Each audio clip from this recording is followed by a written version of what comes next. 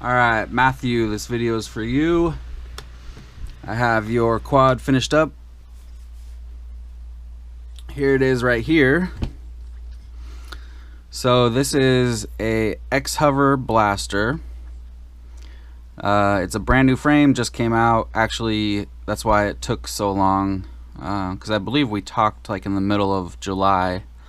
They finally shipped it about 6 days ago, and then the frame finally arrived yesterday, and I got it finished up today.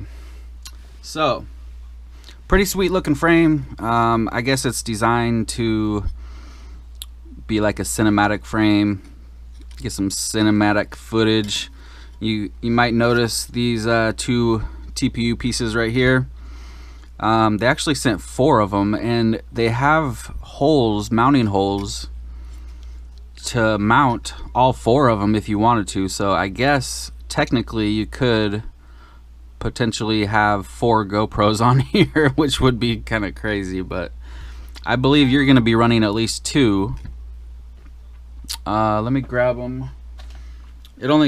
I only ordered 2 of the GoPro mounts like you asked, so I guess you'll only be able to run 2 anyway. But so I got this piece here. It didn't come with these, but I believe like if you have if you bought a GoPro new, it came with that plastic mount, and it has this sticking inside of it. It doesn't look like this. This came off of my tripod, but it would be something that looks kind of like this with this size of screw, and that's what you need to use, because it didn't come with the screw to mount this to the mount, if you know what I'm talking about. So you squeeze it in here like this, and then this would go in through the side like that, and then you'd screw it down like that, and it has a little nut in there to tighten down, just like that, and then it's nice and tight. Well, I don't have it all the way tight, but it would be tight, and then you can tilt it however far you want. Really nice TPU from them too. Really nice. It says xhover on the front, and the back has a big old X on it. So yeah, you would have 2 of those, one in the front, one in the back, make it a cheater quad. Now, depending on the size of your battery, also you could run this bottom mount if you needed to or wanted to, but depending on the tilt that you're gonna want, which you probably wouldn't want too much tilt if you're trying to get some cinematic footage, but anyway, this is a 1004S, and it fits in here perfect in between the 2 mounts. But anything bigger than that, you know, if you're, let's say you wanted like 35 degrees or something about like that, you know, that's squeezing against the battery on both ends right there. So I guess it just depends on what angle you want, what size battery, and if you want to run bottom mount or top mount. I left the battery cable long enough to be able to run it top or bottom. So if you did want to run it bottom, there's plenty of room down there to run the strap through.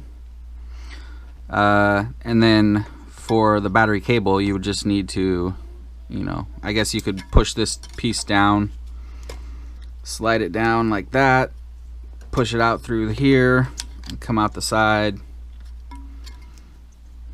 zip tie it to the arm or to the standoff or something, you know, and then you got bottom mount. So whichever way you want to run it.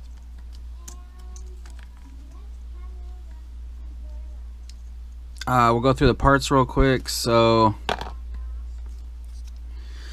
really nice motors. This is my first time checking out these motors. These are the Brother Hobby Speed Shield V2, and it's a 2207.5. What is it?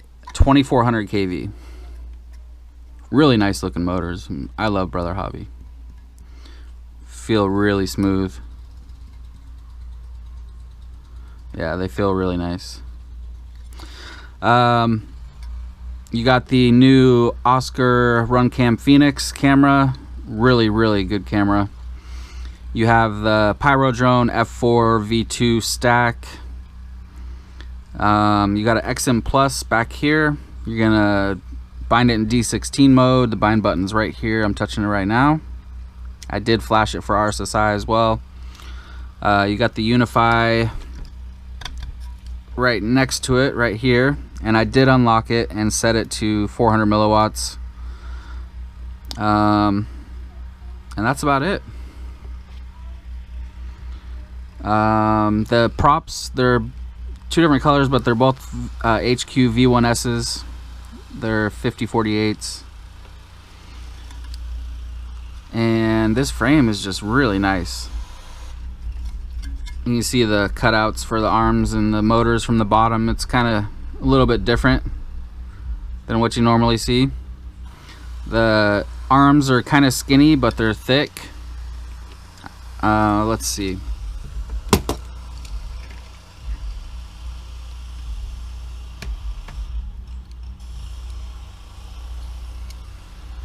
Five millimeter arms that are 12 millimeters wide. So 12 by 5 is pretty beefy. And then you got the brace on the bottom and then the top, so it's pretty thick right there in the middle. So gonna be pretty tough to break this one. I really like the center. It kind of reminds me of an Alien frame, you know, where it's just like an X design, and then the center, you got the long center for tons of room. I mean, look at all this room behind the camera. There's just so much room in here. It's crazy. They could have went with lower standoffs, definitely. I mean, I could have went down 10 millimeters at least. And you could actually do that yourself too if you wanted to. I believe these are 30 millimeter standoffs. You could get some 20 millimeter standoffs and lower it down if you wanted to. The stack is pretty squishy. You can see how easily it moves and squishes down. That's what I like to see right there. Perfect. Alright, so I do not have this bound up to my radio. So we'll do that on camera real quick and show you the video, do a little hover, and get this shipped out.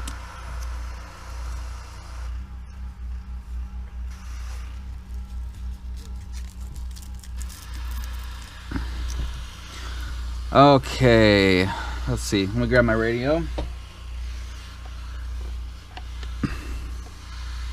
Welcome to OpenTF. Switch warning. I believe I have it all set up already, so it should be good to go after I bind it, but if not, I will make sure it is. So we're going to get the battery ready, hold down the bind button,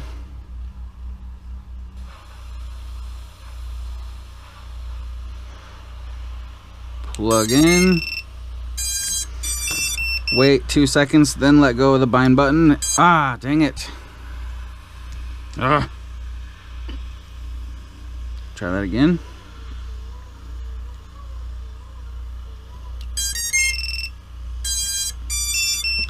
And after you do that, you will see 2 solid LEDs on the receiver right there. And then we hit bind on the radio and you'll see one of them start flashing. There we go.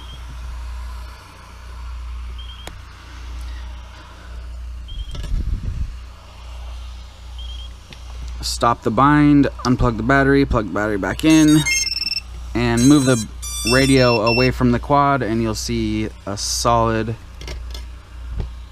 green. It was flashing, and then I moved the radio away, and now it's green. If your radio is too close to the quad after you bind, it will not turn green. Okay, so let's see if it arms. Ah, it does. Okay, cool. Let's do the hover first and I'll show you the video. Gotta keep my GoPro plugged in because it's dead.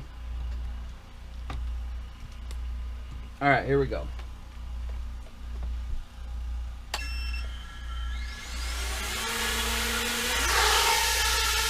Oh yeah.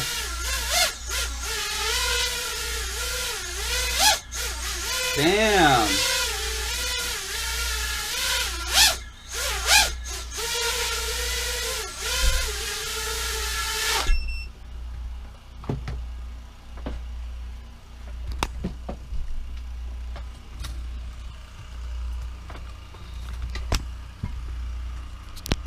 So turn this on. Let me grab a battery.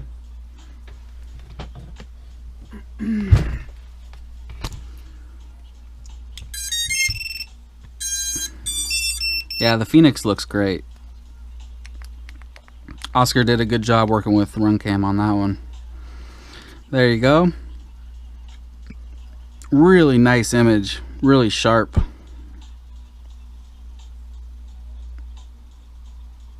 It looks great. Really, really, really great. I hope they make a micro of this version. Okay, let's see what else. We're on 4.0.5. It's already bound up. Let's see if Smart Audio is working. I believe I have it hooked up. While it's still bound, we might as well check it. Welcome to OpenTX. Alright. Warning. So there we go. Okay, now we will go into the menu. Let's put the cap back on so we can see. Go down to Smart Audio. Please be there. Yes. All right. Smart Audio is working. And the VTX is unlocked. So there you go. I put it on the max power. We're good to go. Everything's working like it's supposed to. Everything is good to go. Flying real nice. I'm excited for you to get this and get some sweet ass footage with your 2 GoPros on there. Yeah, that should do it. So I will get this boxed up and send you over some tracking.